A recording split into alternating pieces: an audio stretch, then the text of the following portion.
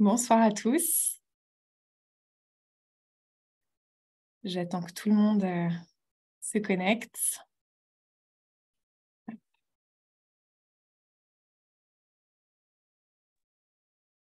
Bonjour.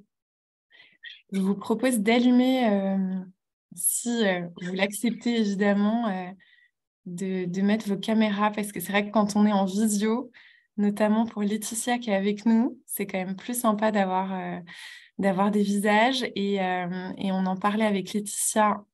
On a très envie que cet échange soit le plus interactif possible.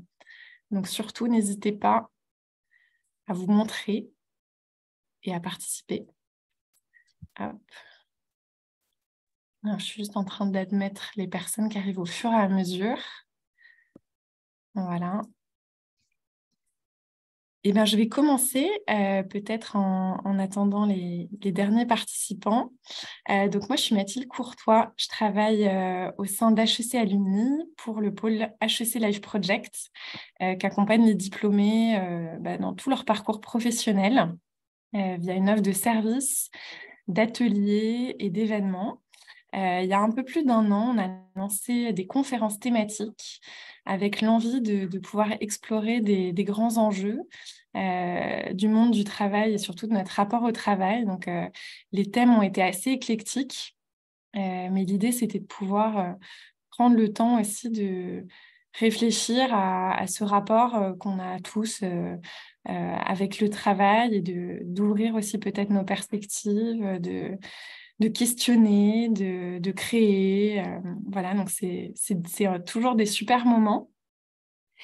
Parmi les nombreux sujets du coup qui nous intéressent, il y en a un qui nous a semblé particulièrement pertinent à explorer et à déconstruire, surtout en ce début d'année. C'est celui de la productivité. En fait, sous couvert d'être un concept a priori, concept économique neutre, assez pragmatique, en réalité, il soulève de nombreuses questions. En particulier dans le contexte actuel qui est marqué par une conjonction de crises, donc je ne vais pas toutes les citer, et accessoirement aussi une réforme des retraites, en tout cas un projet de réforme des retraites qui nous pousse à repenser l'impact du travail sur la société et puis sur nos vies.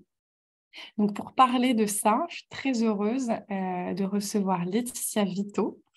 Laetitia, tu es diplômée d'HEC et aussi agrégée d'anglais et surtout experte et autrice engagée sur le futur du travail et chercheuse aussi, je crois on peut le dire, en tout cas exploratrice de ces sujets.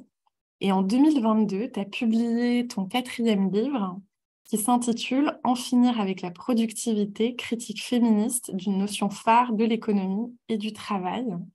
Donc, tu vas nous en parler ce soir. Derrière ce concept de productivité, il y a aussi évidemment une réflexion sur la création de valeur, une réflexion sur plein de sujets passionnants, la question aussi du temps de travail. Voilà, donc on va en parler ensemble.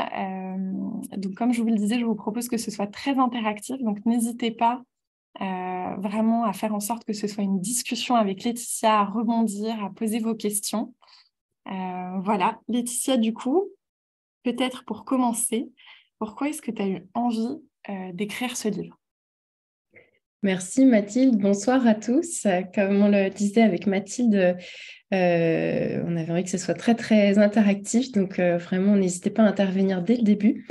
La question, pourquoi ce livre? C'est une question qui était assez intime, qui m'a beaucoup touchée personnellement parce que je suis une droguée de la productivité. Nous sommes entre alcooliques anonymes. Je suis sûre qu'il y en a d'autres qui sont présents ce soir. J'étais toujours la première personne à cliquer là-dessus et je faisais des to-do list même quand j'étais adolescente, hein, c'est dire.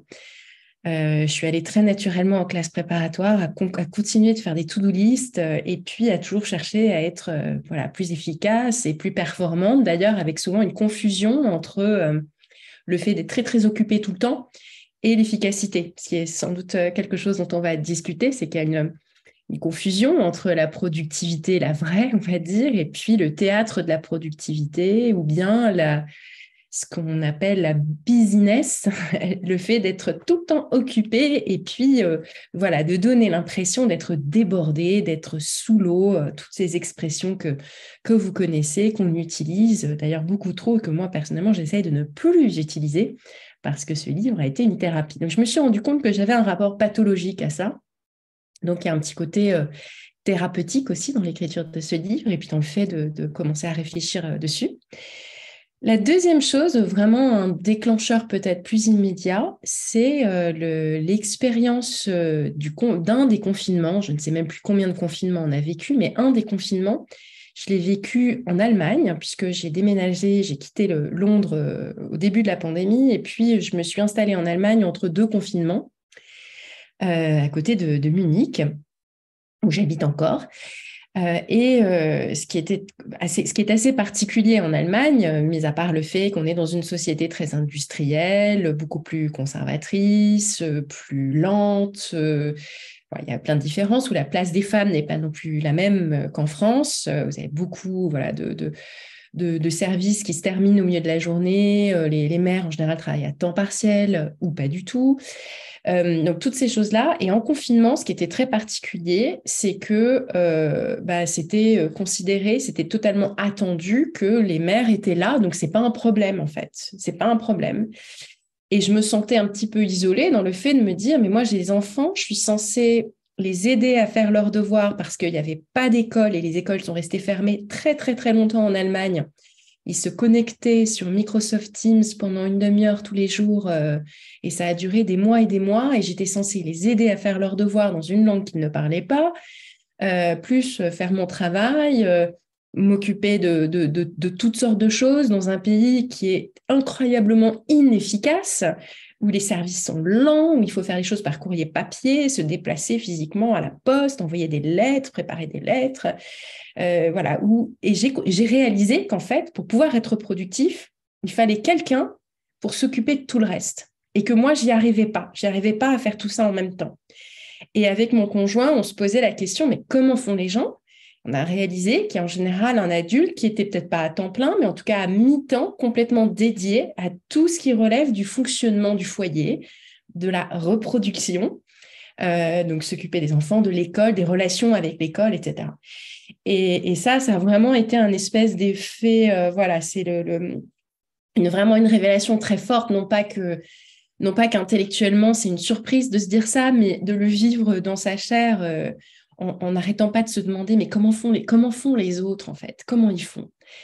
Et ça m'a mis sur la voie. Alors au moment même des confinements, j'ai pas pu écrire, hein, donc j'ai pas commencé le livre à ce moment-là, mais peu après, quand la vie normale a commencé à s'organiser, je me suis mise à écrire.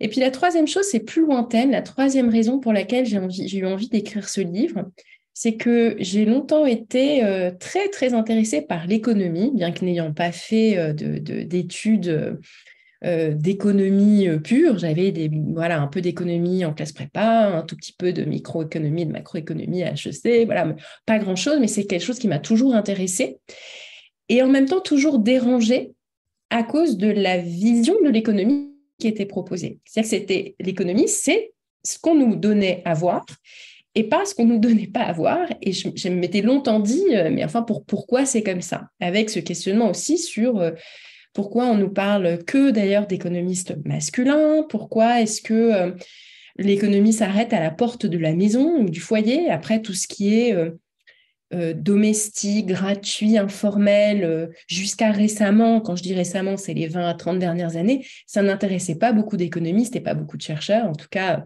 vraiment timidement.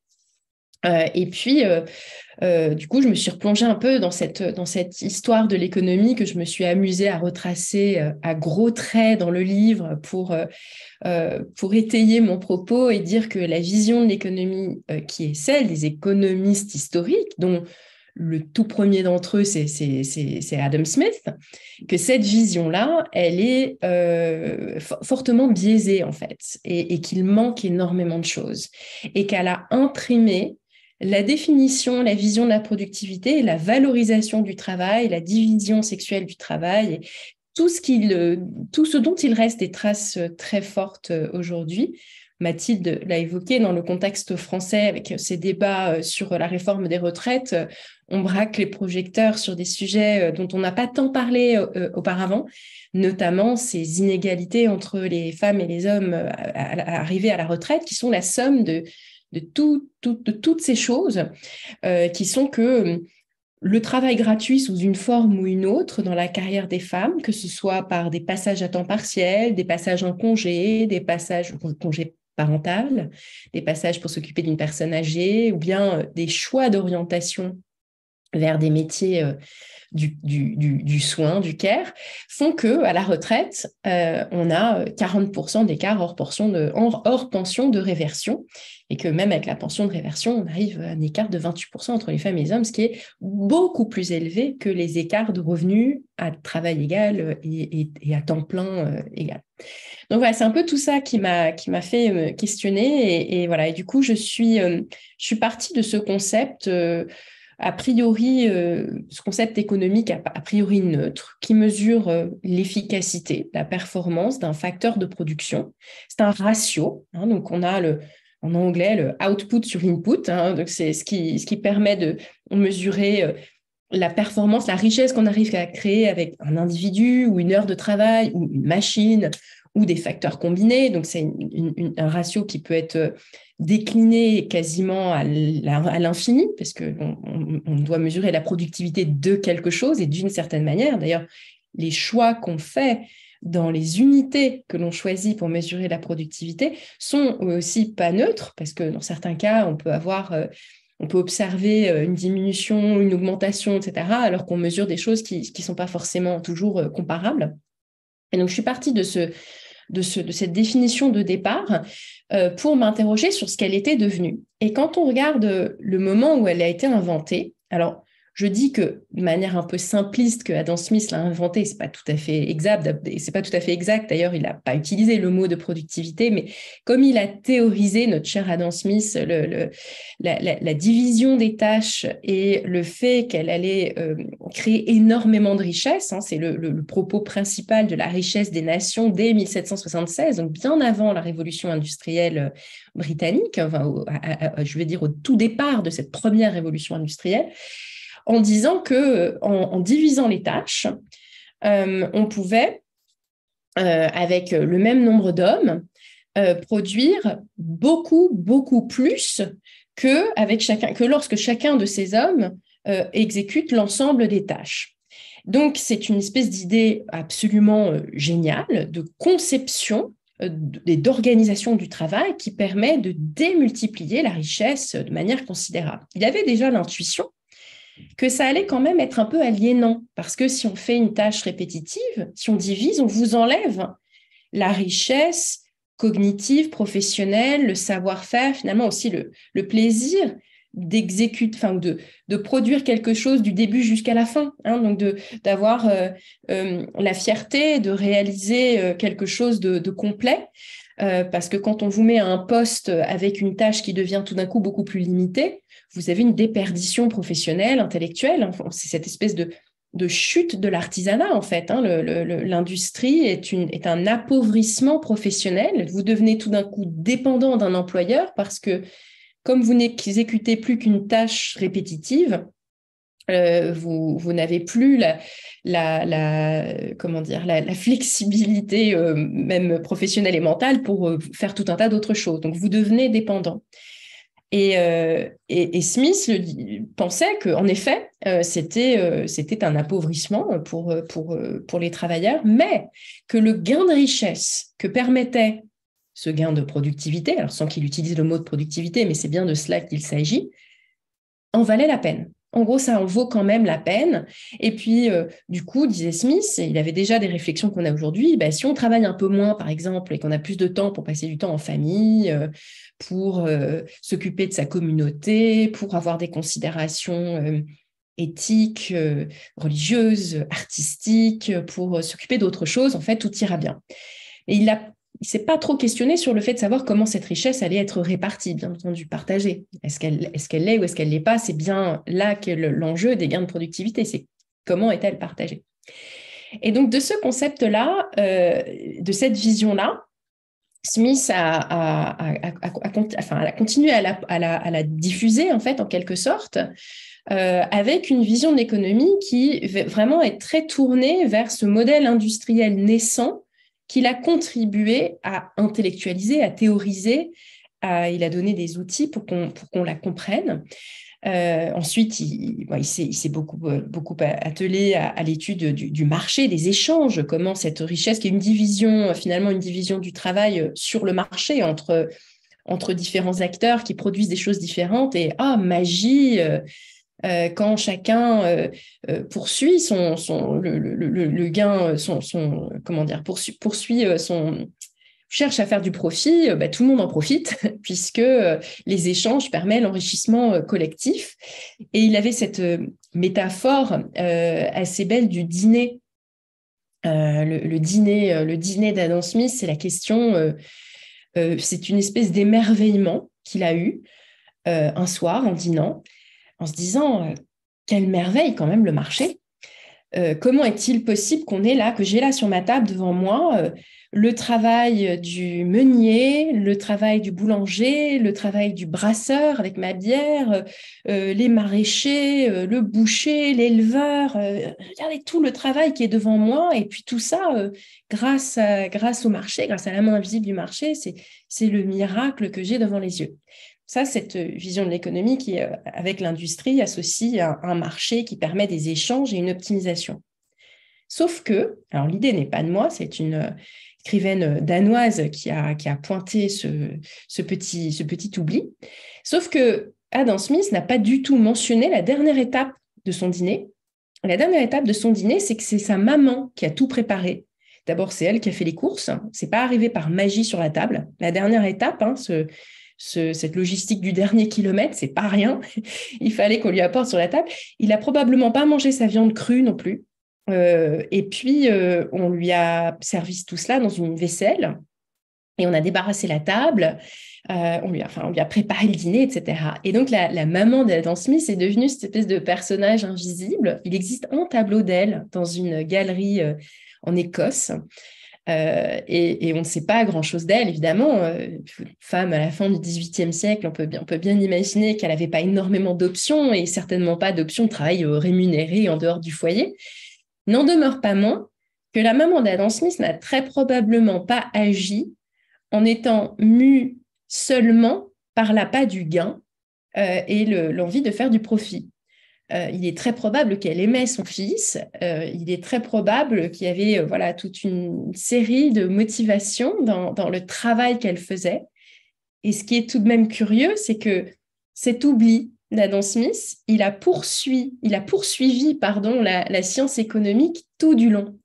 C'est-à-dire qu'on ne voit pas cette richesse créée dans l'espace domestique, qu'il s'agisse d'ailleurs de travail vraiment productif, puisque préparer un repas, en réalité, c'est un travail productif.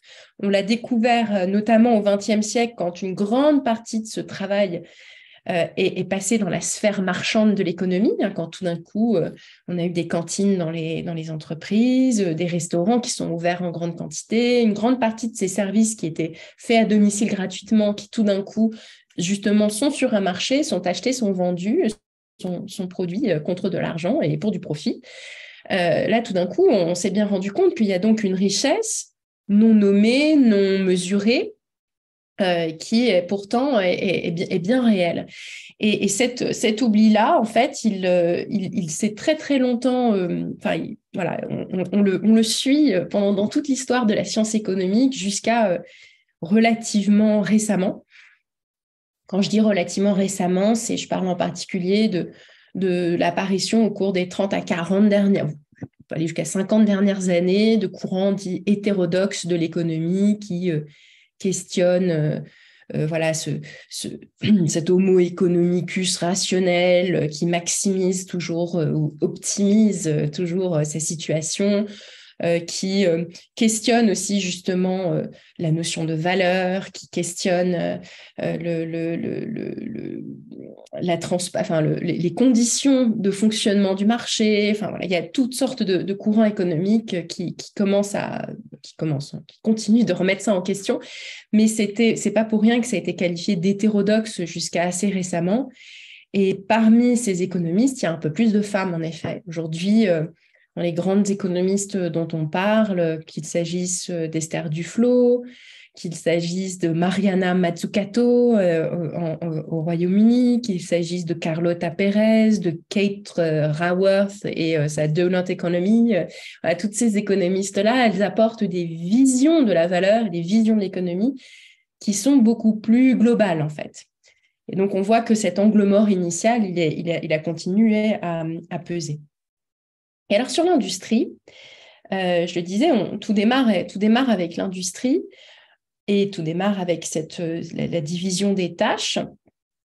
On a quelque chose qui semble a priori être mesurable parce que si vous mesurez la performance, enfin le nombre de voitures qui sortent d'une chaîne d'assemblage, vous êtes capable de le rapporter à chaque ouvrier travaillant sur la chaîne d'assemblage et d'avoir un ratio qui semble cohérent. C'est quelque chose qui se mesure puisque le nombre de voitures qui seront vendues ou le nombre de n'importe quel bien standardisé que vous avez produit, ça correspond à la valeur que vous créez.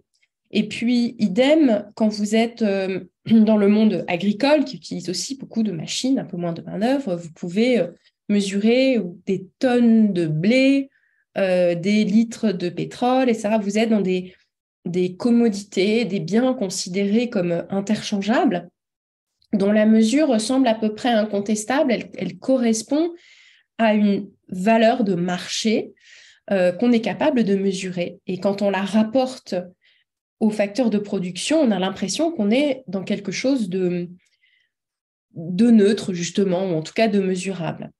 Le problème, c'est que ce ratio, on l'a répliqué quasiment à l'identique dans tout un tas d'autres secteurs de l'économie qui ne fonctionnent pas comme ce monde industriel qui lui a donné naissance. Et c'est que l'essentiel des actifs d'aujourd'hui, des travailleurs d'aujourd'hui, donc il en reste quand même une petite dizaine de pourcents dans l'industrie, mais ceux dont on dit qu'ils travaillent dans l'industrie ne sont pas tous des ouvriers, en fait. C'est pour ça que là, il y a une petite erreur dans les pourcentages que l'on donne par rapport au secteur. Cette approche sectorielle qu'on connaissait au XXe siècle, elle n'est plus du tout pertinente pour parler de travail. Il y a beaucoup de gens qui ont un travail répétitif dans les services. Par exemple, ce qui ressemble plus à la chaîne d'assemblage, c'est la préparation des burgers dans la restauration. Mais ça compte comme les services. On voit déjà qu'on est dans des catégories qui ne collent plus trop. Donc, la plupart des actifs aujourd'hui, la grosse majorité, ils travaillent dans deux types de choses, ou trois types, on va dire. Le traitement de l'information, traiter l'information, donc tout ce qui est économie de la connaissance, le soin, le care, le soin aux autres. Et dans le care et le soin, on peut compter les métiers de la vente. Les métiers de la vente, c'est du relationnel. Vous soignez une relation, vous créez un espace de confiance ou de conseil. Donc, il y a aussi du traitement de l'information, parce qu'un bon vendeur, c'est donner des bonnes informations pertinentes par rapport aux besoins de la personne. Donc, il y a vraiment quelque chose qui tient de la relation. Et donc, la valeur, elle est dans la qualité, pour ce qui concerne le soin et le relationnel, dans la qualité de la relation nouée, dans le degré de confiance que vous arrivez à créer. Si vous êtes médecin, c'est très clair. Si vous êtes soignant en général, c'est très clair. Il se passe entre un patient et un soignant quelque chose qui a d'ailleurs été beaucoup étudié, qui participe de la guérison quand vous êtes malade ou qui participe du soin, de l'acte de soin. Dans le monde de la psychanalyse, ça a été encore mieux étudié. On parle même de transfert. Ça peut être positif ou négatif, mais on sait que c'est précisément dans cette relation, dans ce que vous y mettez, qu'il se crée quelque chose, qu'il se crée le soin, la thérapie, etc. Mais finalement, quand on y pense, c'est pareil avec la femme de ménage. Si vous avez une femme de ménage qui vient faire le ménage chez vous à domicile, la confiance que vous lui accordez, le fait de pouvoir justement vous dire les yeux fermés, je sais que ça sera un intérieur agréable, que je vais m'y sentir bien. On parle de bien-être, on n'est pas dans quelque chose de très mécanique et répétitif. On confie les clés de chez soi. Donc, on parle d'un degré de confiance très important. Et puis, finalement, voilà, il y a énormément de métiers comme ça où c'est ça qui compte. Et puis, dans la connaissance, je parlais d'économie de la connaissance à l'instant, ou de traitement de l'information, ou de transmission de la connaissance, Là aussi, qu'est-ce qu'est la valeur exactement? C'est très, très compliqué. Et en fait, on a répliqué les schémas, les modes de calcul, de mesure et de pensée de la productivité industrielle dans le monde de la connaissance, de la création et du soin et des relations, alors que ça ne colle pas vraiment. Et ça ne colle pas vraiment pour plein de raisons. Euh, D'abord, on utilise pour mesurer la valeur des proxys, c'est-à-dire des substituts. Par exemple, vous allez travailler pendant 3 heures, vous ne savez pas quelle est la productivité d'une heure passée devant votre boîte email en traitant vos mails. C'est pas zéro, hein, sûrement que vous faites des choses très utiles dans votre boîte email. Parfois, vous répondez à un client, parfois, vous signez un contrat, et des choses qui peuvent être très, très importantes, mais vous n'êtes pas capable de dire ma productivité a été de temps. Donc, vous allez utiliser un proxy, vous allez dire, ah, j'ai été très productif parce que j'ai fait 100 mails. Mais faire 100 mails ne dit absolument rien de la valeur que vous avez créée. Et on a fait pareil dans le monde, par exemple, des soins, de l'enseignement, plutôt que de s'intéresser à la qualité, puisque là, on n'est plus dans quelque chose d'interchangeable, la qualité de la relation ou la qualité de la création, on n'est pas capable de le mesurer, donc on compte par exemple des heures d'enseignement. Il y a X heures d'enseignement qui ont été produites ou X élèves qui ont été dans des classes. Donc, hein, on peut vraiment très mettre en compte, hein, c'est ce que fait l'éducation nationale. Il nous faut tant de soldats devant les classes pour tant d'élèves, voilà les ratios, etc. Et on compte en quelque sorte de la productivité, mais qui ne dit absolument rien de ce que les élèves tirent d'une heure passée avec l'enseignant en question. Si cet enseignant est malheureux, usé, énervé, qu'il répète à longueur de journée la même chose, les enfants peuvent absolument rien en tirer, puisque la valeur est précisément dans ce que l'enfant va projeter dans cette relation. En fait, la relation est très forte. Le rôle modèle, le prof passionné dont on se souvient encore 30 ans après, la petite étincelle, voilà, toutes ces choses qui sont indicibles, qui sont difficiles à mettre dans un ratio de productivité. Donc, en vérité, on ne sait pas la mesurer dans la plupart des domaines et on utilise des espèces d'indicateurs de remplacement qui sont très problématiques et qui sont en fait des mensonges, d'une certaine manière des mensonges, qui nous font croire, par exemple dans le monde du soin, que optimiser, c'est augmenter les cadences, c'est organiser le travail de manière plus industrielle, de manière à ce qu'il soit plus efficace. Et de ce fait, on vide tout ce qui fait la valeur du soin, donc la relation, la qualité de l'écoute, etc., on la vide de sa substance. Et pareil dans l'enseignement, et pareil dans tout. Et donc, ces logiques productivistes héritées de l'ère industrielle, appliquées dans les services, non seulement ne fonctionnent pas, mais ont eu pour effet de petit à petit les appauvrir, les dévaloriser, parce que ces services pouvaient encore, notamment il y a plus d'un siècle, fonctionner un peu plus dans des logiques artisanales, qui laissent de l'autonomie, de la responsabilité, de la créativité dans l'exécution d'une tâche et dans le fait de cultiver une relation de confiance, une relation de qualité avec un patient, un usager, un client, etc. Donc voilà, donc c'est à mon sens voilà profondément délétère. Je crois que je vais faire une petite pause peut-être pour laisser déjà place à des questions après. Et puis après, je vais vous parler un tout petit peu de pourquoi critique féministe. Et non, je ne vais pas vous saouler avec le féminisme. Je vais vous parler de choses très, très simples en fait et de bon sens. Peut-être que je vais vous renvoyer une question à vous. Comment est-ce que vous mesurez votre propre productivité? Qu'est-ce que ça veut dire pour vous dans votre travail? Savez-vous quelle est la productivité de l'heure de réunion que vous avez terminée tout à l'heure ou bien de l'heure sur votre boîte mail? Moi, je veux bien prendre la parole pour lancer le débat. Ma productivité, je la mesure par un outil qui vous a traumatisé, Laetitia, c'est la to-do list. C'est-à-dire que quand j'ai une to-do list bien cochée à la fin de la journée, j'ai l'impression d'avoir été productive. Et je la combine avec un ressenti de bonne humeur et d'énergie. J'ai l'impression que ma journée a été productive quand j'en sors joyeuse. Voilà. Alors ça, c'est un bel indicateur.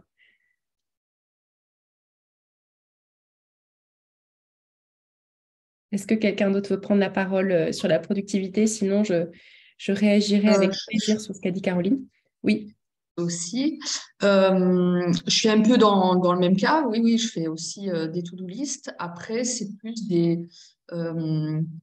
comment dire, des objectifs. Enfin, la to-do list, c'est quoi finalement? C'est des objectifs à atteindre.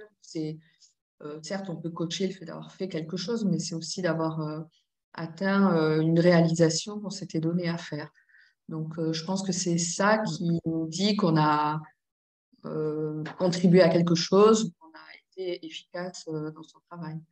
Après, je pense que la productivité, oui, oui, il y a des sujets où elle ne s'applique pas de la même manière et de chercher à la mesurer comme une productivité industrielle, c'est compliqué. Cela étant, la productivité, elle reste une contrainte dans un environnement économique de compétition. C'est-à-dire qu'il y a un moment donné, il y a quand même comparaison, il y a quand même des coûts, il y a quand même d'être bien positionné sur des marchés. Et donc, il y a une forme de, oui, oui, il y a une compétitivité pour optimiser le service ou le produit que l'on offre. On ne peut pas le faire sans... Enfin, il y a une contrainte qui est liée à la compétition sur le marché. Donc, la compétitivité, elle nous rattrape un peu. Après, on voit bien aujourd'hui dans le fonctionnement de l'emploi en général et dans les attentes des jeunes en particulier, qu'ils ont d'autres demandes et que leurs autres demandes dans le travail et leurs autres exigences dans le travail, effectivement, de donner du sens, de bien-être, d'équilibre de vie entre du professionnel et du privé, la barrière qu'en tout cas on avait définie, on voit bien qu'elle est remise en question. Et que je pense que du coup, ça impose de fait à l'environnement économique de remettre en cause ces notions de productivité parce qu'elles sont de manière évidente rejetées par les nouveaux arrivants sur le marché du travail qui ont d'autres valeurs. Donc, si on veut fédérer, continuer à travailler, continuer à produire, continuer à donner de la valeur ajoutée aux choses, il faut bien qu'on embarque tout le monde et du coup, de remettre en cause ces données-là. Je pense que cette organisation productiviste qu'on a pu connaître, elle a été une marche, une évolution, une réflexion aussi qui a amené à faire évoluer des technologies pour arriver à être encore plus performant en termes de productivité. Et effectivement, après, le point essentiel, c'est quand même la redistribution de cette valeur ajoutée. Alors, on a entendu parler de ruissellement, c'est un peu faible comme redistribution. Je pense que collectivement, pendant les années, voilà, 50, 90, 2000, il y a eu un enrichissement ou une évolution positive de la société. Et aujourd'hui, je pense que ça aussi, ça rentre en ligne de compte et dans l'action de la population et des jeunes aujourd'hui, c'est que cette espèce de conscience que ça ne sera pas forcément mieux demain que ce que ça a été hier, ce qui est un peu nouveau, amène à se dire peut-être un peu à quoi bon tout ça, puisque ça n'amènera pas du mieux, en fait. Donc, oui, ça repose la question de l'intérêt de ces productivités.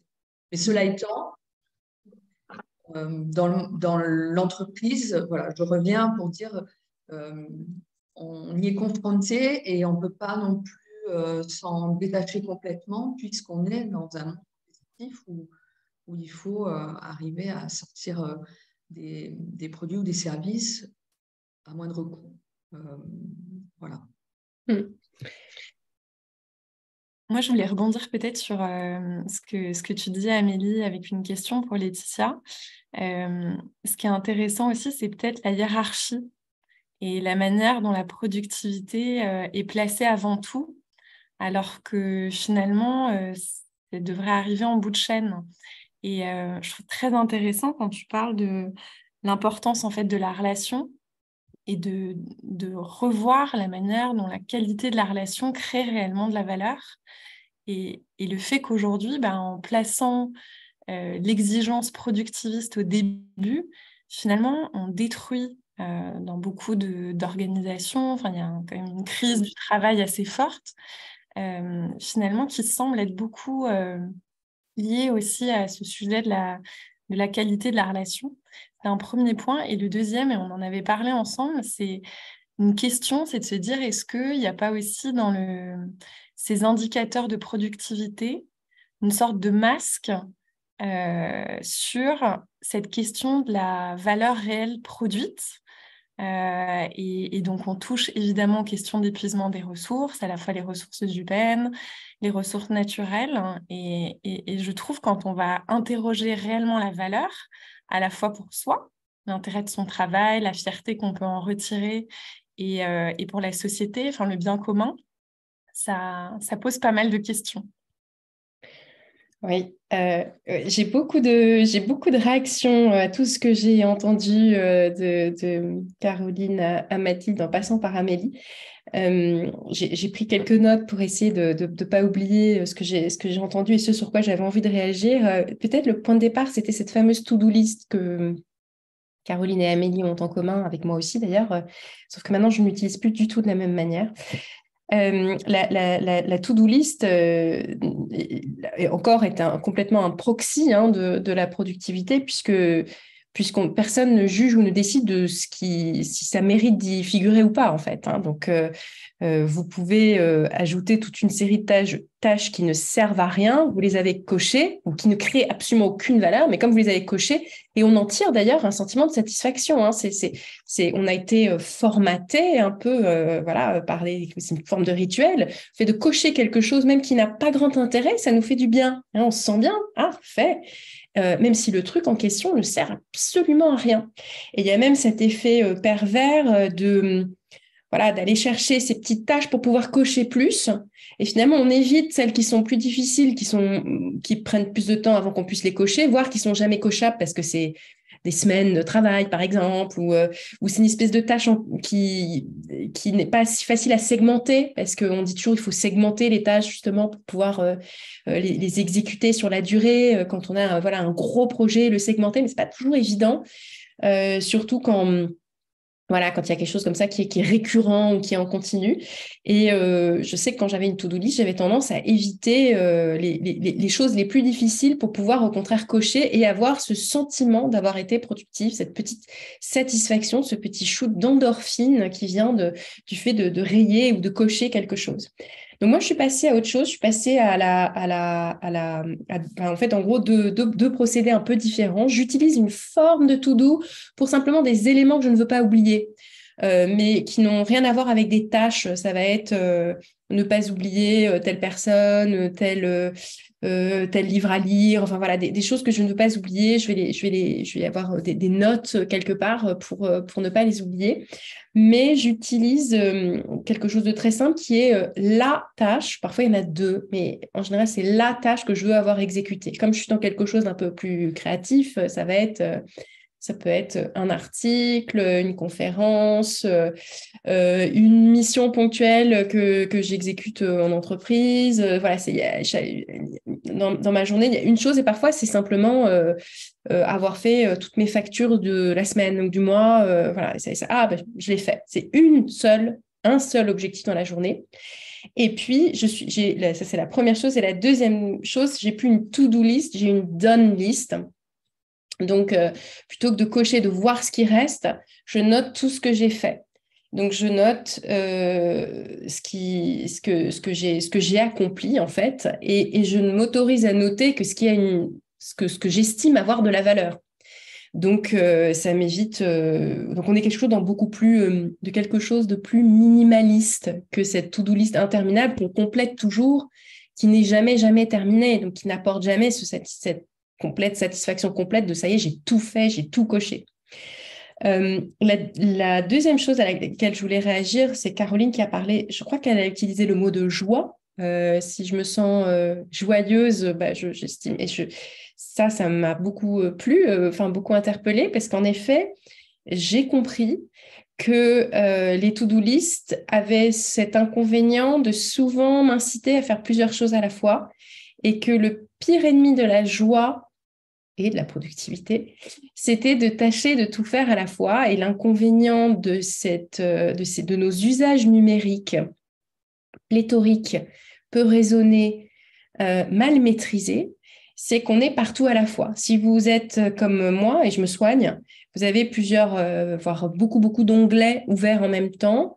Vous avez 1, 2, 3, 4, 5, 6 outils de messagerie au même moment. Évidemment, 2, voire 3 boîtes mail.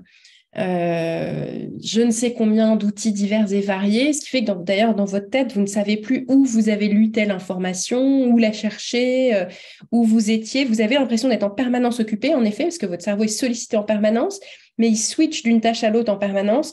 Et donc, cette sollicitation multiple au même moment, en fait, vous empêche et d'exécuter les tâches importantes correctement, et d'éprouver de la joie.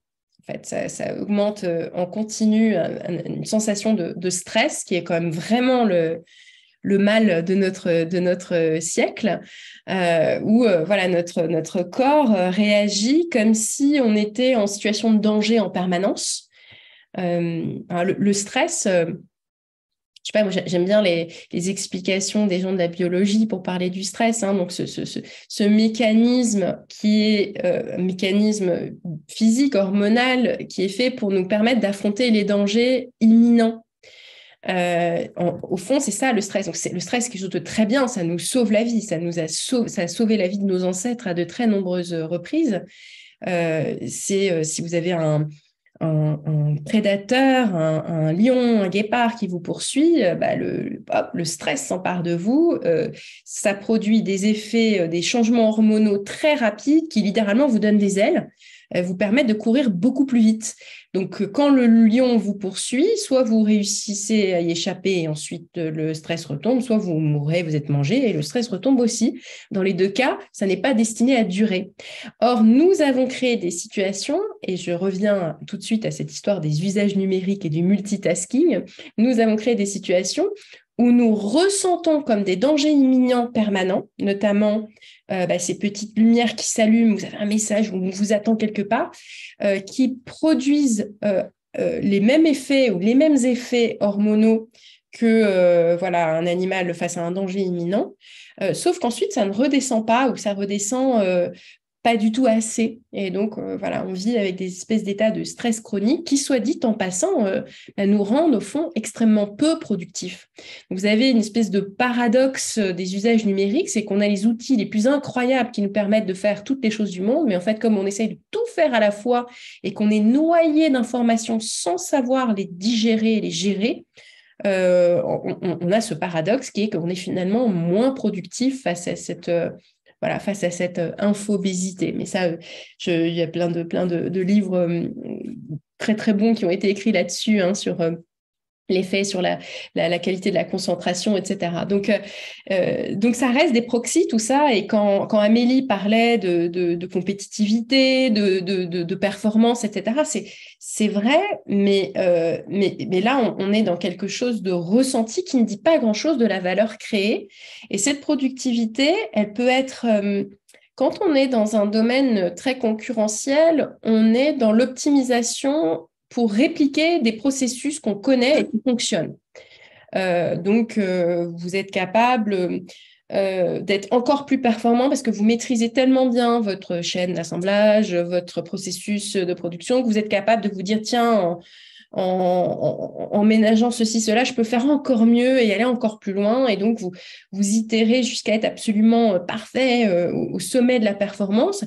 Là, on est encore plutôt dans un monde très industriel, ou en tout cas dans un monde dont les processus sont très figés, peuvent être répliqués et optimisés. Il y a beaucoup de secteurs et d'univers qui fonctionnent encore comme ça, tout ce qui est avec des marges très, très faibles, tout ce qui est en effet industriel ou assimilé industriel, ça fonctionne comme ça, c'est pas du tout quelque chose qui a disparu. On est dans des cadences, on est dans quelque chose qui va être vraiment optimisé aux petits oignons, ça existe toujours, mais on applique la même logique. On applique la même logique dans les univers qui ne fonctionneraient pas comme ça. Donc, encore une fois, par exemple, là où il y a du relationnel, le soin, mais aussi le support ou la vente. Le support, c'est un très bon exemple parce que si vous êtes comme moi, vous êtes constamment énervé quand vous devez appeler un service support, que vous passez d'abord 10 minutes avec une petite musique insupportable qui vous dit, alors en anglais, parce que moi j'étais à Londres avant, c'était Your well-being matters to us. Enfin, c'est des phrases comme ça extrêmement douces, toutes gentilles. Oui, on tient à vous, puis en même temps, vous vous fichez de moi, vous n'avez rien à foutre de moi. Enfin, on se sent en permanence comme ça, énervé, là. Et ensuite, vous avez quelqu'un dont on mesure la productivité par rapport au peu de temps passé avec vous. Et pas forcément par rapport à la résolution de votre problème. Alors, beaucoup de gens dans les services support me disent, mais si, on améliore ça, on a aussi les questionnaires de satisfaction. Oui, c'est vrai, il y a des indicateurs pluriels, mais grosso modo, on cherche des cadences.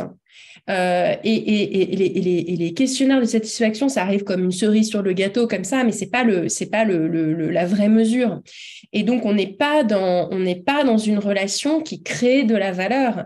Et le renversement, c'est de vraiment mettre ce service support comme quelque chose de central, comme l'avait très bien expliqué cet ancien de Captain Train racheté par Trainline qui avait écrit un livre passionnant sur le service support et la manière dont ça avait, dans l'ADN de cette start-up française qui était Captain Train, créé une culture où le support est central parce que ce que rapportent les clients ou les usagers mécontents, c'est tout un tas d'informations précieuses pour améliorer le produit et que quand on commence par là, non seulement on a des clients qui vous adorent, qui vont tout vous acheter pendant des années et des années tellement ils auront une loyauté extrêmement forte, mais en plus, ça vous apporte des informations, des datas précieuses sur le produit et les manières de l'améliorer et que tout devrait commencer par là.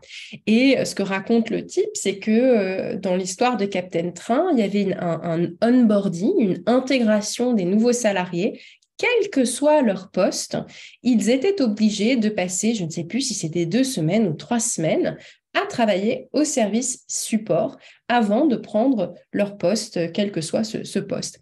Dans la vente, c'est pareil. Dans la vente, on a des logiques de chiffres, on a des manières de mesurer les choses qui sont souvent pas tout à fait déconnectées, plutôt assez déconnectées de la valeur et de l'effet multiplicateur d'une relation de confiance que vous créez.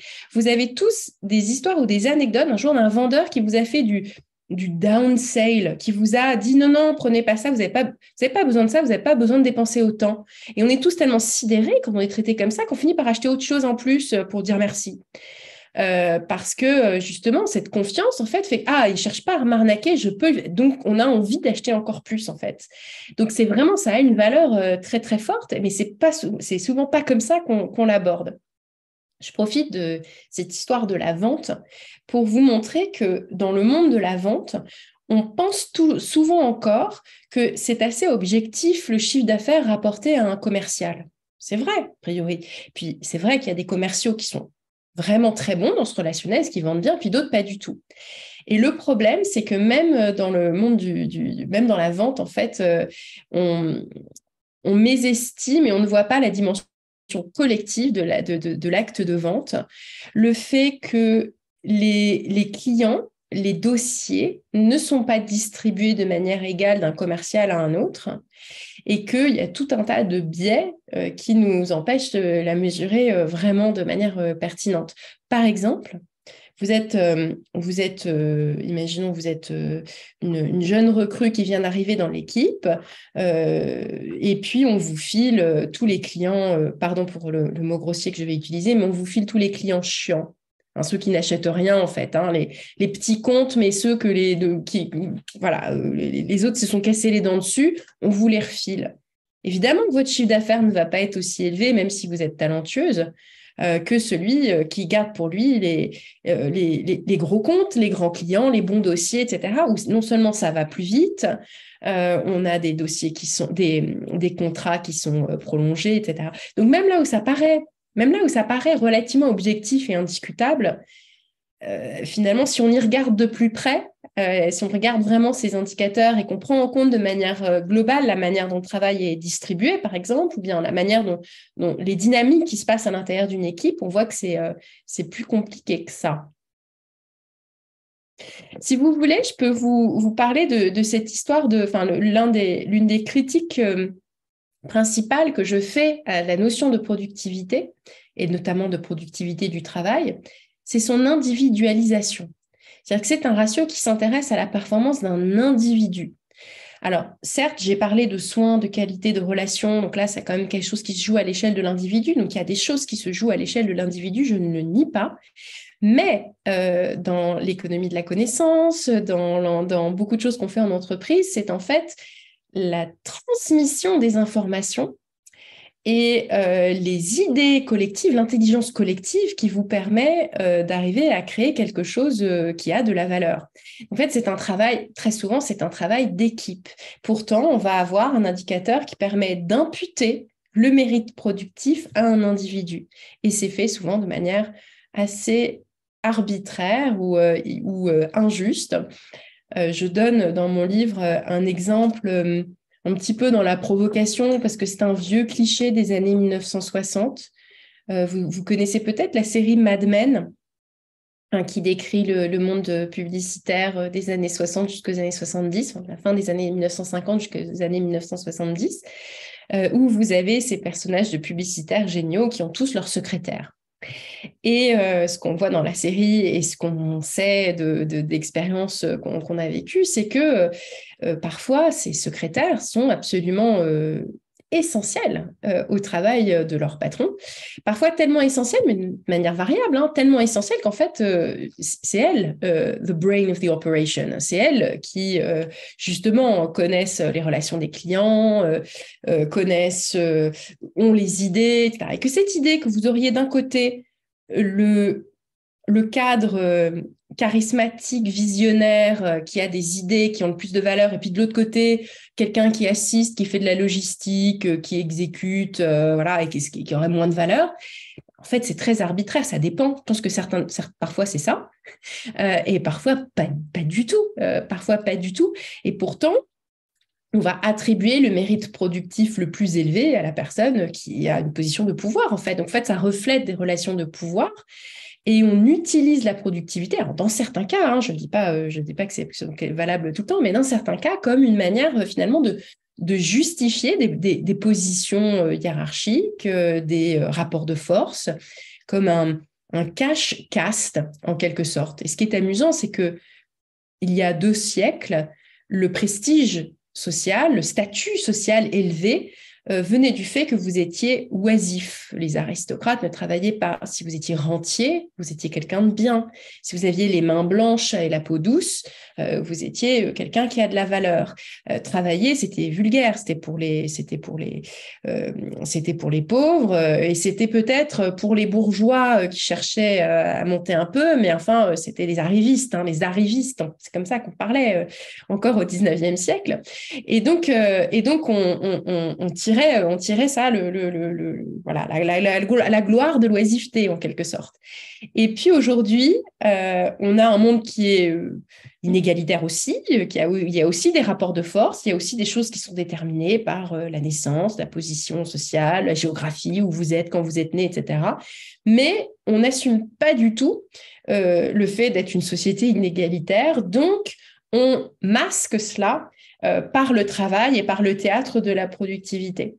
Et on est tous bien placés pour le savoir. Souvent, dans notre entourage, on a beaucoup de gens qui travaillent beaucoup, et qui vous disent, enfin, comment moi je mérite absolument ma réussite, je travaille 90 heures par semaine, j'ai tout sacrifié pour mon travail. Et individuellement, on ne peut pas leur retirer ça. Oui, ils ont sans doute des vies difficiles, ils ont beaucoup travaillé, mais du coup, leur sacrifice individuel leur fait complètement oublier tous les éléments collectifs qui l'ont permis. Le fait qu'il y ait des gens pour garder leurs enfants, le fait qu'il y ait des gens qui ont construit les routes, les infrastructures qu'ils utilisent, le fait qu'on leur a appris à lire et à écrire à l'école, le fait que justement dans leur entreprise, il y a des gens qui s'occupent du support, il y a des gens qui font leur fiche de paye, ils n'ont pas du tout à s'occuper de recevoir leur paye tous les mois sur leur compte en banque, le fait que, voilà, etc., qu'il y a cette dimension collective comme si vous aviez des infrastructures sur lesquelles reposent des individus productifs. Et de manière artificielle, on attribue le mérite productif à ceux qui sont visibles, le canard visible, et on en oublie tout ce qui se passe en dessous, qui sont invisibilisés. Et j'en viens au message principal de mon livre, qui est quand même probablement celui-là, c'est qu'on a une division très sexuelle là-dedans, du travail historique, qui est que tout ce care qui relève de l'infrastructure, gardez vos enfants, vous soignez, etc. Tous ceux qu'on a applaudis pendant les confinements, justement, on s'en souvient encore, sont réputés peu productifs au regard des économistes. Quand vous regardez les indicateurs qui sont utilisés, vous avez, moi j'habite à Munich, les ingénieurs de Siemens, ils sont très productifs. Par contre, l'infirmière de l'hôpital, elle est jugée pas c'est pas quelqu'un de très productif, c'est des productivités faibles. On appelle ça des métiers à productivité faible. Et c'est vrai que ça m'a longtemps beaucoup irritée parce que je me suis dit, mais qu'est-ce que c'est au fond que la productivité de quelqu'un qui vous soigne? Qu'est-ce que c'est que la productivité de quelqu'un qui passerait par exemple 2 heures à tenir la main de quelqu'un qui est en train de mourir? Comment est-ce qu'on peut même avoir un chiffre à côté de ça? Comment est-ce qu'on peut même parler de productivité dans ce domaine? Et pourtant, ce travail des essentiels, il permet de celui de tous, en fait. On est porté par tout cela. Et donc, le changement de regard que j'appelle de mes voeux, c'est un changement de regard qui permet de beaucoup plus globaliser ou collectiviser, au moins en partie, cette mesure de la productivité, parce que quand vous êtes en bonne santé, quand vos enfants sont bien écoutés, bien éduqués, quand les infrastructures fonctionnent bien, quand vous avez du Wi-Fi qui marche, quand vous avez de l'eau propre et saine qui coule du robinet, tout un tas de choses, vous allez pouvoir être productif. Et dès que ces choses font défaut, et au cours des 3 dernières années, on en a fait la cruelle expérience à des moments inattendus, tout d'un coup, votre productivité s'effondre. Quand les essentiels disparaissent, vous ne pouvez plus rien faire. C'est ce dont beaucoup de femmes en particulier, mais des hommes aussi, ont fait l'expérience quand ils avaient leurs enfants dans les pattes, tout en étant contraints de travailler en même temps. Ah non, en fait, c'est pas possible. Et donc, voilà, l'essentiel porte le productif sur ses épaules. Pourtant, on attribue le mérite productif uniquement à celui réputé productif et pas à l'essentiel. On présente encore le travailleur essentiel un peu comme un fardeau. Et ça, on va traîner cette vision-là comme un problème pendant encore très longtemps parce que les fardeaux, ils se rebiffent. C'est très, très désagréable d'être vu comme un fardeau quand vous êtes enseignant, infirmier, etc. Et puis, le fait d'être peu valorisé, ça pose tout un tas de problèmes aujourd'hui. Donc, en volume, ce sont les métiers qu'on n'arrive plus du tout à recruter aujourd'hui. Voilà, en volume, il y a les infirmières, les enseignantes. Je le mets au féminin parce que c'est plus de femmes, mais il y a des hommes aussi. Au contraire, il faudrait des hommes encore plus. Des auxiliaires de vie, des nounous, des femmes de ménage. Voilà. Bien avant les ingénieurs, les data scientists et les couvreurs zingueurs dont on a besoin aussi. Mais en volume, c'est d'abord ces métiers alors largement féminin. On parle de métiers féminins quand on a plus de 60% de femmes dans un de ces métiers. C'est tous ceux-là qui sont aujourd'hui crus. On est face à une pénurie cruelle qui est le produit de cette dévalorisation ou de ce désalignement qui vient du culte productiviste.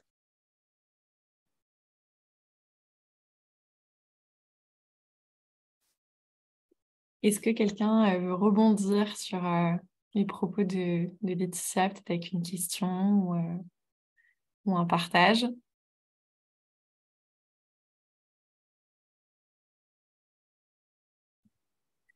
Alors, j'en profite, Laetitia. Moi, j'avais une question. Comment, selon toi, du coup, peuvent se dessiner des solutions face à ça? Et toi qui es hyper observatrice aussi de modèles d'organisation peut-être un peu différents, innovants, est-ce que tu as Tu aurais des choses à partager là-dessus, sur des groupes, en tout cas des organisations qui ont compris ça et qui pensent les choses un peu différemment?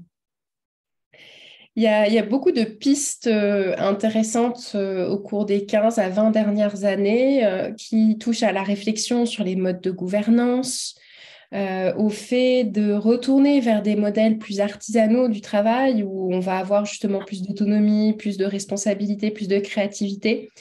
L'exemple, désolé si vous l'avez entendu 100 fois, pour le coup, là, ce n'est pas un exemple très original, c'est celui dans le domaine des soins de l'entreprise Buurtzorg, qui a été cité par Frédéric Laloux dans son livre Reinventing Organizations.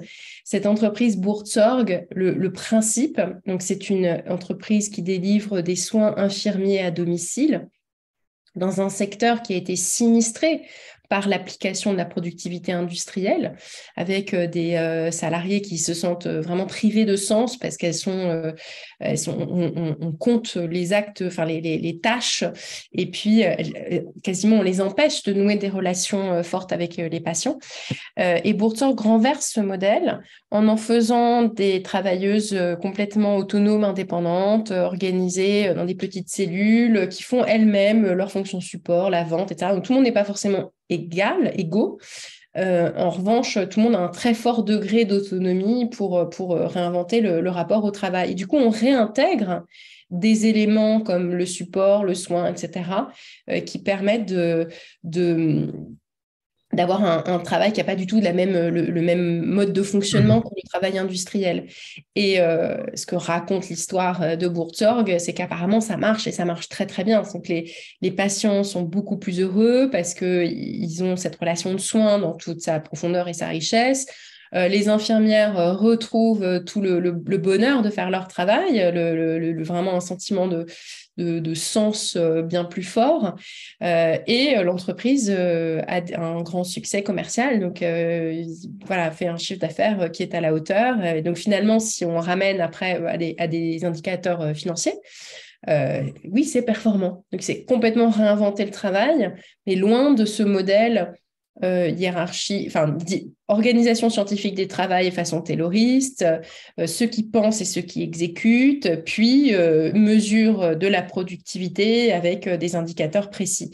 Donc là, il y a pour beaucoup de métiers un vrai basculement à opérer, à réopérer vers un modèle qui serait beaucoup plus artisanal, un modèle du travail beaucoup plus artisanal, où du coup, au lieu d'avoir ce travail aliénant et répétitif, etc., on a quelque chose de beaucoup plus global.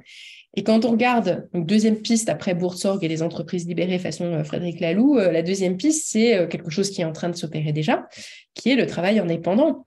Le travail indépendant aujourd'hui gagne du terrain sur des professions qui étaient salariées hier, des professions créatives, des professions voilà, de création de conseils, de contenu, etc. Le secteur du conseil, il a doublé en 10 ans. Il a plus que doublé en 10 ans hein, quand on intègre les systèmes d'information, le conseil, le consulting façon grand cabinet et voilà, tout ce nuage de gens qui s'appellent consultants, mais dont on ne sait pas toujours exactement ce qu'ils font. Vous avez beaucoup plus de travailleurs indépendants. Et les travailleurs indépendants, bien sûr, ont leur propre mesure de la productivité aussi, puisque c'est leur temps. Ils sont propriétaires de leurs gains de productivité. Donc, les incitations qu'ils ont à être plus performants sont encore plus fortes, puisqu'ils gardent ils gardent le gain. Le gain est pour eux. Alors qu'un salarié, c'est pas clair. Vous lui imposez une cadence plus grande, vous lui dites travailler plus en échange de rien.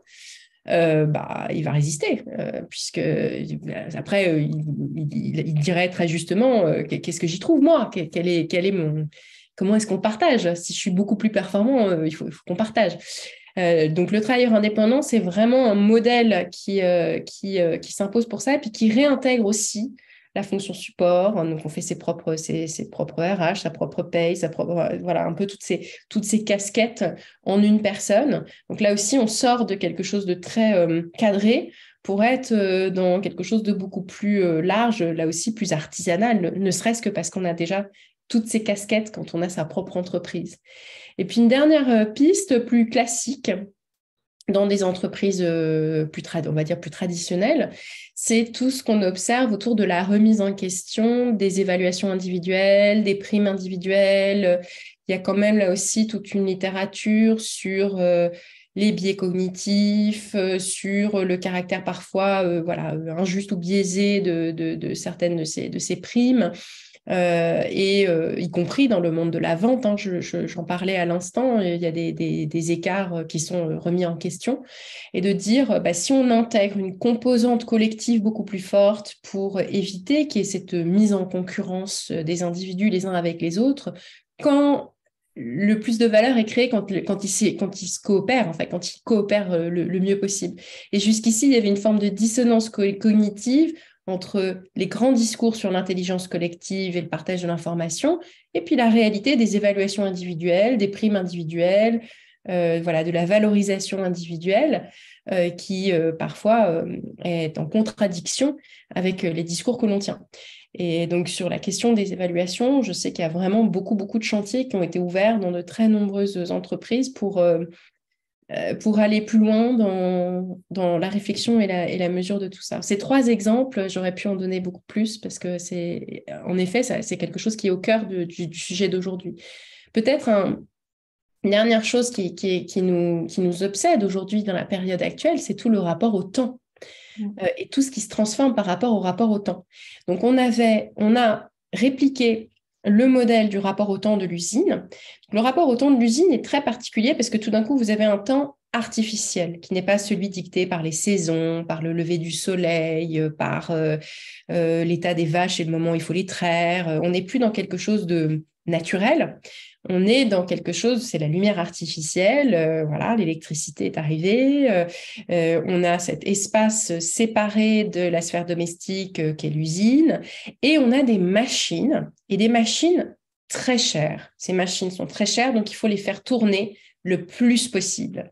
Et pour les faire tourner le plus possible, il faut des ouvriers, des soldats qui vont les faire tourner, et donc on va organiser leur journée en les 3-8, les fameux 3-8, pour que ça puisse tourner en permanence. Et puis on a inventé la pointeuse, et le rythme, la cadence est dictée par la machine, enfin elle est décidée par les ingénieurs, et puis on organise tout ça pour que ça fonctionne au mieux. Et donc on a un rapport comme ça très artificiel, mais très en même temps très logique par rapport à ce modèle-là. Et ce qui est complètement incroyable, c'est que dans le monde du bureau, on a inventé le bureau moderne à la fin du 19e siècle comme l'usine. On a verticalisé l'apparition des grandes tours, les premières grandes tours, surtout après les années 30, c'est vraiment contemporain du Fordisme. On avait des archivages, des rangées entières de bureaux et des tâches répétitives d'archivage, de papier, etc. La pointeuse, les ascenseurs, etc. Et puis tout était, pareil, artificialisé du point de vue de la lumière, le temps, le rapport au temps. Et on a utilisé des manières d'organiser le travail qui ressemblent à ce qu'on avait pu observer par rapport aux chaînes d'assemblage. Donc, c'est complètement étonnant. Et puis, la 3e vague de ça, c'est qu'on a appliqué ce modèle industriel, le modèle de l'usine, dans le monde des services à la personne pour massifier l'accès aux soins, l'accès à l'éducation, surtout à partir de la moitié du XXe siècle, et notamment la création de la sécurité sociale ou la création du NHS au Royaume-Uni qui a permis de rendre accessible tout un tas de soins médicaux qui auparavant étaient réservés seulement à quelques-uns. Pour massifier, on a standardisé, on a imaginé avec les meilleurs ingénieurs répliquer ce qu'on savait bien faire du monde industriel pour les rendre efficaces, productifs, etc. Et ça a quand même marché, ça a quand même marché dans le sens où avant il n'y avait rien pour beaucoup de gens et tout d'un coup on a organisé des services, mais il y avait encore parfois une marge quand même d'artisanat dedans, c'est-à-dire que le rapport médical, ils avaient plus de temps quand même avec leurs patients, des choses comme ça. Donc il y avait des choses qui étaient encore un peu artisanales, mais on a continué à utiliser le modèle de l'usine pour les rendre plus optimaux. Et aujourd'hui, on arrive au bout de cette logique parce que ce qu'on disait tout à l'heure à propos du fait de vider de toute sa substance, ce qui fait la valeur du soin qui se niche dans la relation ou dans la qualité, ce qui fait la valeur de la connaissance ou de la création, qui est le partage de l'information ou l'idée, voilà, et où là, on est dans des logiques de temps et de rapport au temps qui sont très, très différentes du monde de l'usine. Et aujourd'hui, on vit cette transition encore plus fortement parce que se rajoute à ça un questionnement par rapport à l'espace. Jusqu'à il y a quelques années, questionner ça déjà, hein, mais on allait au bureau sans dire un mot, enfin sans se plaindre, parce que c'était comme ça. Donc, on continuait à répliquer ça sans trop se poser la question. Et puis, le fait qu'on ait rendu possible l'exécution de quasiment toutes les tâches, de beaucoup de tâches, hein, donc pas dans les services à la personne, hein, dans ce qui relève du bureau, à distance, nous fait re-questionner ce rapport au temps de manière beaucoup plus forte. Pourquoi, en fait, au fond, pourquoi la pointeuse? Pourquoi de telle heure à telle heure? Puisque au bureau, beaucoup de gens passaient toujours du temps à faire semblant de travailler, hein, avec les techniques bien connues de se déplacer avec un dossier très, très vite pour avoir l'air très important, alors qu'on est juste en train de faire une pause. Et donc, là, avec la distance en plus, on vient re-questionner la pertinence du fait d'appliquer le modèle de l'usine dans le travail de bureau et dans le travail de soins ou dans le travail de care, dans le relationnel. Puisque le relationnel a besoin de temps, a besoin d'un temps parfois long, en tout cas un temps qui n'est pas quelque chose qu'on va chercher à mesurer en permanence. La création, elle, ou le partage d'informations a aussi besoin d'un temps qui est différent, qui est plus proche d'un temps plus naturel, du temps des saisons. Par exemple, vous avez les cycles de vos hormones qui font que vous allez être plus ou moins créatif. Vous avez les cycles de la digestion, évidemment. Hein. On sait tous qu'après avoir mangé un gros déjeuner, on n'a pas les idées les plus géniales. Vous avez les saisons aussi, les moments où vous êtes fatigué, les moments où vous ne l'êtes pas. Vous avez tout un tas de facteurs qui vont jouer sur votre cognition. On le dit, aller marcher pendant 2 heures, en revenant, vous allez peut-être être 10 fois plus productif dans ce qui relève de la création que si vous étiez resté à votre bureau bien sagement. Donc tout ça, ça arrive en force à travers des questionnements sur le rapport au temps. Et on ne sait pas par quel bout les prendre. Et moi, j'ai l'impression que ça explose avec le débat sur la réforme des retraites, parce qu'en effet, c'est comme si toutes les incohérences apparaissaient au grand jour, toutes les incohérences d'une mauvaise application d'un modèle de l'usine dans ce qui relève du relationnel et dans ce qui relève de la création et du partage de l'information.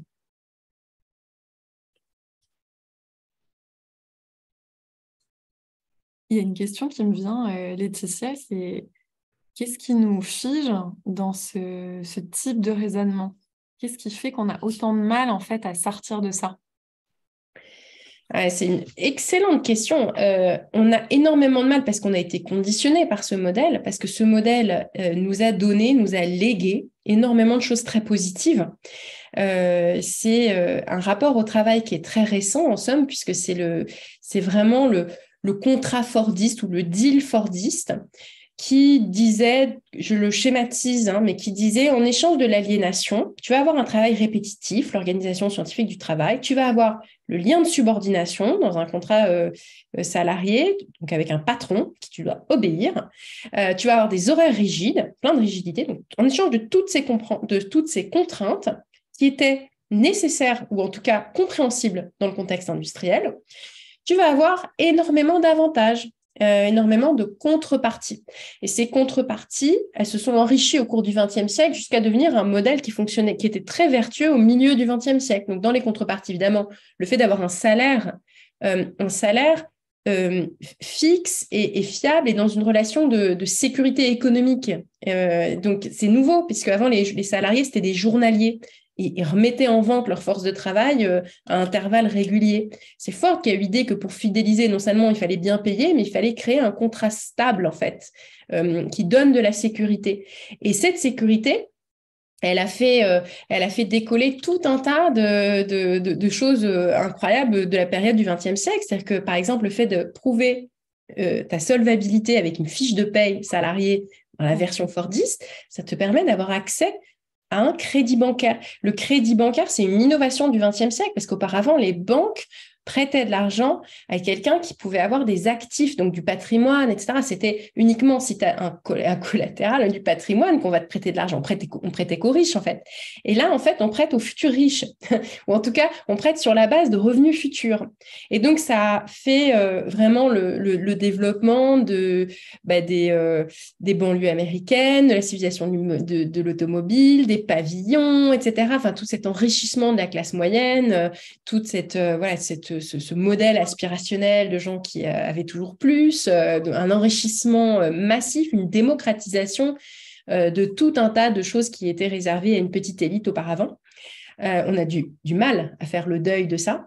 Et puis, s'ajoute à ça tout un tas d'avantages qui permettaient d'avoir une bonne vie. Donc, en France en particulier, c'est pas pour les États-Unis, mais des congés payés, le Front populaire avant, voilà, pareil, contemporain de la période fordiste, une retraite, revenus différés, donc le fait de pouvoir être en sécurité après, une identité forte à travers une appartenance, notamment syndicale, le sentiment d'avoir une place, et puis en plus de contribuer à l'économie dans son ensemble de manière positive, parce que faire tourner l'économie, on avait cette citation de General Motors, ce qui est bon pour General Motors, c'est bon pour l'Amérique. C'était vraiment, c'était pas polluer la planète et détruire nos ressources. C'était quelque chose de bien, on pouvait en être fier. Même en ayant un travail morcelé, on savait à quoi on contribuait de manière globale. Donc, il y avait une forme d'alignement dans ce deal fordiste où les éléments un peu négatifs, enfin, dire aliénants, qui sont cette chute de l'artisanat, comme je le dis, le fait d'avoir perdu la richesse professionnelle, cognitive, etc., eh bien, s'accompagnait de contreparties très puissantes, très vertueuses, qui pouvaient créer un alignement fort et où vous avez un enrichissement collectif qui en a résulté pendant la période des 30 Glorieuses. Et évidemment, on assiste à un désalignement de plus en plus fort sur tout un tas de dimensions où le deal fordiste, en théorie, il existe encore. D'ailleurs, l'écrasante majorité des travailleurs sont salariés. Quand je parlais des indépendants tout à l'heure, ils ne sont pas 90%, ils sont moins de 15% de la population. Donc, l'écrasante majorité sont encore salariés, mais ils n'ont plus le même deal que celui des ouvriers de General Motors. Donc, soit parce qu'ils ont toute l'aliénation sans avoir la sécurité de l'emploi. On peut parler, par exemple, des contrats courts, l'explosion des CDD, ou bien des freelances qui ne sont pas vraiment libres, qui ont quelque chose de très répétitif. Enfin, voilà, vous avez des gens qui ont l'aliénation sans la sécurité. Vous avez des gens qui ont tous les éléments, mais comme leurs salaires ont augmenté beaucoup moins vite que le coût du logement, ce qui est le cas d'énormément de métiers dans les services de proximité, l'accès au logement, parce que je parlais du crédit bancaire ou de le fait de rassurer un bailleur, ne fait plus partie du deal fordiste. Et là, tout d'un coup, tout se désaligne. Et c'est pour ça qu'il y a tout un tas de métiers dans lesquels c'est impossible de recruter parce que vous ne pouvez pas vous loger avec ce salaire là où se trouve le travail. Typiquement, là où ce n'est pas télétravaillable, comme être infirmière, par exemple. Vous avez les syndicats qui se sont affaiblis. Vous avez ce désalignement de sens lié au fait qu'on a l'impression de contribuer finalement à la destruction des ressources. Donc, il y a beaucoup, beaucoup d'éléments du package, on va dire, de ces contreparties qui soit se sont affaiblis, soit ont disparu. Et, donc, ça, c'est un côté du deal. Et puis, de l'autre côté, beaucoup de formes de travail, soit anciennes, soit nouvelles, qui apparaissent, qui montrent qu'il y a des alternatives à la subordination, à l'organisation scientifique, et puis à ces contraintes rigides de rapport au temps et de rapport à l'espace. Ça donne, quand vous mélangez tout ça, un cocktail explosif de désalignement et de remise en question du deal fordiste. Donc, c'est quand même celui dans lequel on est né. Donc, c'est très difficile de remettre en question tout un modèle de pensée dans lequel on est né, avec lequel on vit encore, puisque les institutions qu'il a produites, qu'il s'agisse de notre système de retraite, qu'il s'agisse des syndicats, qu'il s'agisse du système scolaire, qui a été vraiment fabriqué pour l'usine et fabriqué à l'époque des premières usines, eh bien, tout ça, on est né dedans et on vit encore avec. Donc, c'est vraiment très compliqué. Je pense qu'il va encore falloir quelques années pour qu'on arrive à voir au-delà et à comprendre que c'est plus dans ce modèle-là qu'on vit. On a toujours besoin des contreparties, mais d'une part, on peut travailler autrement et d'autre part, les contreparties, il va falloir les composer différemment parce qu'elles sont en train de s'affaiblir sérieusement. Merci Laetitia. Il reste quelques minutes. Si vous avez des questions, n'hésitez pas. Alors, bonjour, j'ai une question. Alors, comment dirais-je? En fait, c'était une question un peu pratique ou pragmatique par rapport à tout ce que vous avez dit. Quel conseil aujourd'hui vous donneriez, par exemple, à des managers qui sont coincés entre à la fois des supérieurs qui sont peut-être dans un peu, j'ai envie de dire, un peu dans cet ancien monde productif qui demande beaucoup de rendement, de rendu, ce que vous avez expliqué, et qui sont aussi coincés avec des jeunes collaborateurs ou moins jeunes peut-être, mais qui eux sont plus dans cette approche post-Covid d'ailleurs, un peu de produire moins, enfin travailler un peu moins, voire même demander des temps partiels, faire des mi-temps pour, par exemple, à côté, développer une passion comme l'escalade, je ne sais pas. Comment, voilà, et on a des managers qui peuvent être coincés un peu entre ces deux mondes, qui ont du mal à cohabiter. Quel conseil vous donneriez pour que ces deux mondes arrivent à dialoguer, pour ce manager qui est un peu coincé entre les deux, pour que tout ça arrive à dialoguer et joindre les deux bouts? Les fameux middle managers Ouais. avec, pour parler vulgairement, le cul entre deux chaises. Oui, c'est vraiment une situation qui est compliquée parce ils sont un peu entre tous les feux, on va dire, et Enfin, c'est là où la guerre se passe, quoi, là où le désalignement est en train de se passer. Il est probable, je vais être un peu provocatrice en disant ça, mais il est probable qu'il y a trop de middle managers aujourd'hui, justement par rapport à toutes ces transformations qu'on vit, et donc ils vivent en plus la menace ou le sentiment de menace de leur propre presque inutilité, à tort ou à raison, parce que souvent ils sont en réalité essentiels puisqu'ils sont de proximité, mais du coup la réinvention de leur utilité ou de leur sens passe par cette proximité, passe non pas par le fait d'être middle, ce qui vous donne l'impression de servir à rien, on dit qu'à supprimer l'intermédiaire, mais au contraire d'être de proximité, c'est-à-dire d'être dans la valeur est dans la relation de confiance que je crée, la valeur est dans les conditions que je crée qui permettent à tous d'être productifs, mais vraiment sur le terrain. Et puis aussi d'être parfois les mains à la pâte, quoi. C'est d'être vraiment aussi dans le métier, dans le travail, etc. Et à ce moment-là, la difficulté qui est de communiquer avec des supérieurs qui, eux, ont des modèles encore très rigides, elle se fait de manière... Enfin, pardon, le défi, ça va être de changer ça de manière assez progressive, en fait, en allant vers toujours plus d'autonomie pour eux-mêmes et toujours plus d'autonomie pour leur équipe. Ça passe par tout un tas de petits changements qui sont, puisqu'on est maintenant une équipe hybride, on va faire des réunions plus courtes. On décide tout d'un coup que les réunions durent 30 minutes maximum. Je donne des exemples au hasard qui ne marcheront pas pour toutes les équipes. Chaque métier, chaque équipe aura ses spécificités, mais ce que je veux dire, c'est que ça va être des petites itérations progressives.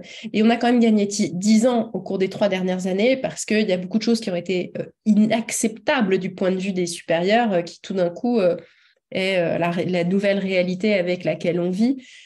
Plus personne ne peut dire que rien ne peut se faire à distance, et ça, il y a le vrai souci des managers de proximité, ni que les travailleurs exclusivement à distance ne sont pas productifs. On le sait que les travailleurs à distance sont très productifs. Ce qu'on sait même aujourd'hui, c'est que c'est ceux-là qui sont le plus à risque de burn-out et d'épuisement, parce qu'ils sont encore trop reconnaissants qu'on leur ait accordé la possibilité de travailler intégralement à distance, notamment dans la ville de leur choix ou notamment parce qu'ils ont des enfants en bas âge, qui vont avoir ce troisième pic de la journée vers 21h, 22h, etc. Et souvent avoir des semaines de travail beaucoup plus lourdes, beaucoup plus chargées, sans la corde de rappel qu'est le temps collectif qu'on peut partager avec les moments de bureau, sans voir qu'en fait, leurs collègues, ils partent à 18h30 ou à 19h sans problème, ils vont vivre leur vie. Donc, la personne à distance, isolée, se laisse beaucoup plus manger par sa charge de travail. Et le rôle du manager de proximité, justement, c'est un peu contre-intuitif, c'est d'aller protéger ces gens-là qui peuvent être isolés des temps collectifs et plus à risque, notamment de burn-out. ça répond pas directement à la question sur comment faire, parce que ça dépend vraiment beaucoup de la culture, de l'organisation dans laquelle vous baignez. Je pense que dans certains cas, c'est très compliqué. Je pense que dans certains cas, le mieux, c'est de partir et de créer autre chose. Ou, par exemple, pour ceux qui vivent une vie trop insupportable, de passer indépendant et au lieu d'avoir un supérieur hiérarchique, on a un client.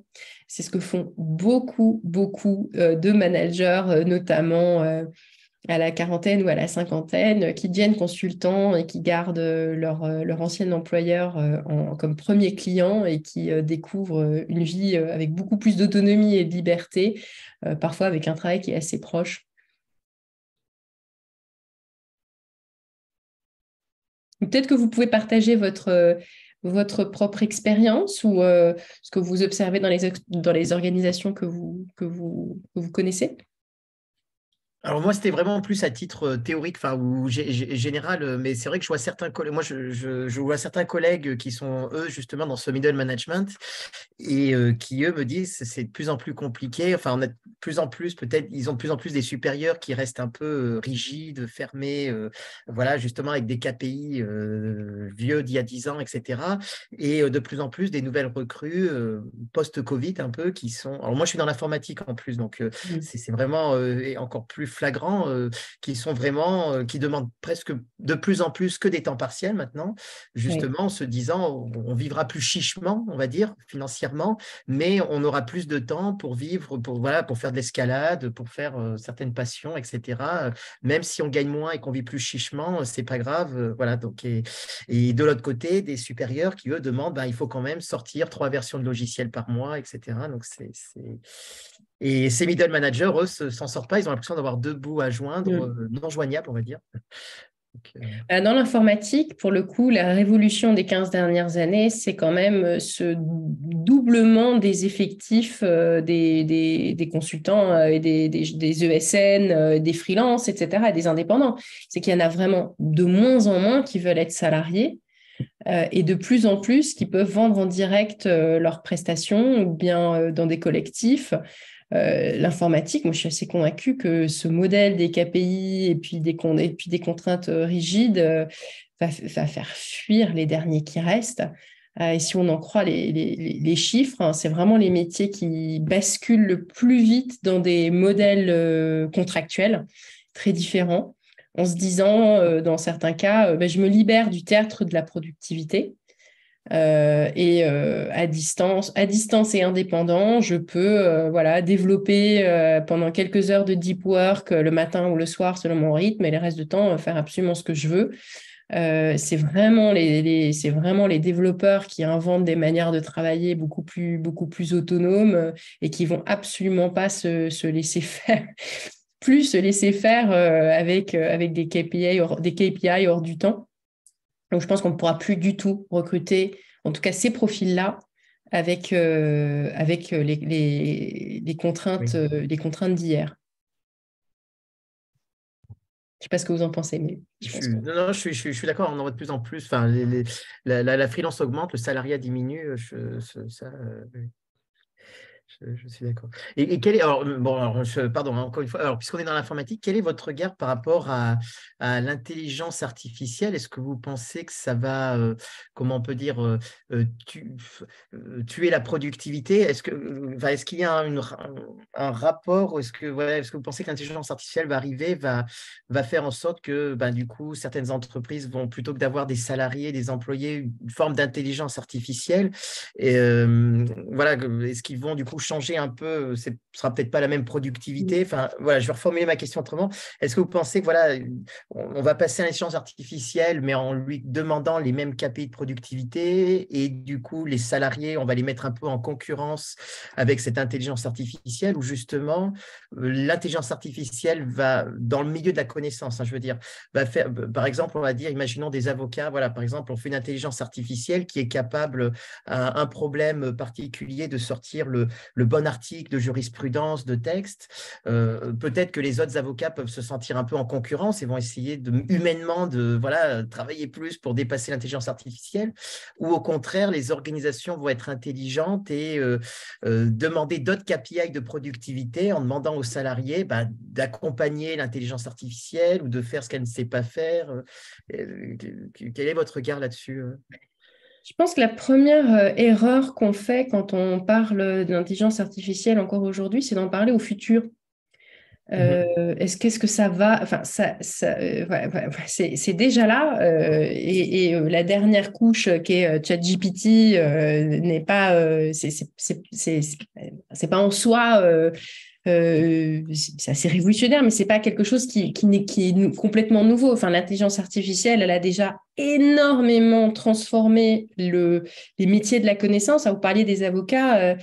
C'est intéressant cette histoire de jurisprudence parce qu'il y a cette start-up française qui s'appelle Doctrine qui, il y a quelques années, a utilisé l'intelligence artificielle justement pour pouvoir aider les avocats à trouver immédiatement les réponses à leurs questions de jurisprudence. Et la première réaction des avocats, c'était d'être très, très hostile à ces start-upers parce qu'ils bouffent le travail des avocats et franchement, c'est scandaleux.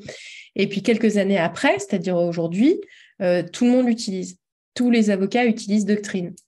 Donc, ce qui se passe, c'est que ça se passe en plusieurs vagues. La première vague, c'est à l'image des nouvelles machines dans l'industrie textile au 19e siècle. C'est on a envie de taper les machines parce qu'elles nous volent notre travail. Et ensuite, en fait, on a une réorganisation des tâches, des métiers, des emplois et parfois, le plus souvent, en fait, ce qui s'est passé dans l'histoire, c'est que le plus souvent, on s'est mis tout d'un coup à faire beaucoup plus, à aller beaucoup plus loin.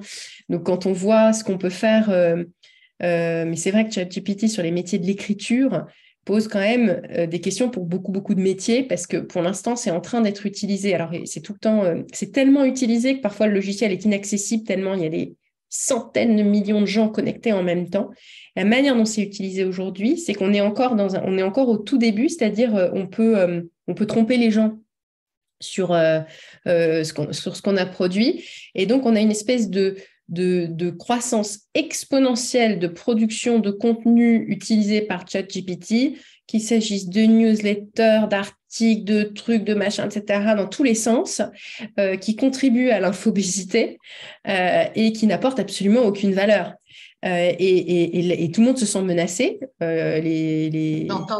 Excusez-moi, j'entendais ce matin que les Américains étaient en train de mettre au point un système de reconnaissance des textes écrits par ChatGPT. Donc, à un moment donné aussi... et j'ai vu que ça ne marche pas.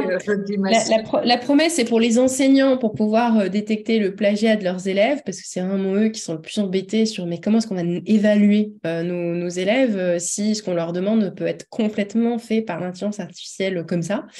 Et apparemment, ce logiciel ne fonctionne pas complètement parce que comme ChatGPT va chercher en fait des corpus de nature assez différentes pour les combiner dans une langue naturelle et qu'en plus souvent une bonne utilisation d'un bon plagiat, pour un bon plagiat ou une bonne production d'articles sur la base de ChatGPT, ça implique tout petit peu de réécriture. Un petit peu de réécriture derrière, comme les outils de traduction automatique. Je ne sais pas si vous connaissez DeepL, D-E-E-P-L. C'est vraiment très bon. C'est vraiment, ça fonctionne très, très bien. Parfois, vous avez quelques faux sens et puis quelques maladresses stylistiques dans la langue que vous maîtrisez le mieux, donc en version. Donc, il y a toujours un tout petit travail de réécriture, mais pour une traduction d'un énorme texte, par exemple scientifique, au lieu d'y passer 40 heures, vous y passez 3 heures, 4 heures. Pareil sur les retranscriptions de texte. Et pareil sur le travail de création. Mais ça, de toute façon, c'est qu'une petite frange c'est qu'une frange des emplois qui, à mon avis, en effet, va être chamboulée très rapidement à l'image du monde du droit avec Doctrine, etc. Que ça, c'est très probable que ça va beaucoup chambouler, recomposer, en fait, le paysage des tâches, des emplois, des métiers et des tâches à l'intérieur des métiers. Ça me paraît inévitable.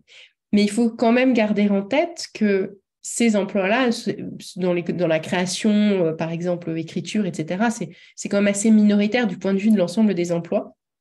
Et ChatGPT ne tient pas la main de quelqu'un qui meurt. ChatGPT ne s'occupe pas des enfants, ne change pas les couches. ChatGPT ne sait pas non plus poser des briques et isoler les maisons et poser des fenêtres qui sont parfaitement isolantes. Et donc, j'ai donné à dessein des exemples qui sont parmi les plus gros besoins des 10 à 15 premières années. C'est tous les emplois plutôt masculins du bâtiment. Artisanat bâtiment, notamment pour isoler dans un contexte de crise énergétique qui pourrait perdurer et puis de crise climatique. Et puis tous les emplois de soins, de care, d'enseignement, etc. où finalement ce dont vous avez besoin chez un instituteur, une institutrice, c'est pas seulement qu'il fasse des cours à un enfant, parce que ça, on pourrait imaginer une intelligence artificielle qui le fait pas mal, mais c'est qu'ils gardent vos enfants pour que vous puissiez aller au travail. En fait, c'est un mélange des deux. C'est un mélange des deux. Et donc, là aussi, on voit bien une recomposition possible des tâches dans tout ce qui relève de l'enseignement, où vous avez une bonne utilisation, une utilisation intelligente de l'intelligence artificielle, des outils, etc., pour faire finalement une expérience d'enseignement qui est plus riche, qui va plus loin, qui est peut-être plus amusante, mais où l'individu professionnel, il est là parce qu'il y a la relation qui est très importante, notamment ce qui se passe entre l'élève et le prof. Et puis, il y a le fait de mettre en confiance aussi les parents qui confient leurs enfants et leur sécurité à un humain. Donc, par exemple, moi, je ne crois pas à la fin du travail. Ça, pas du tout, même avec des IA qui font encore mieux que ChatGPT.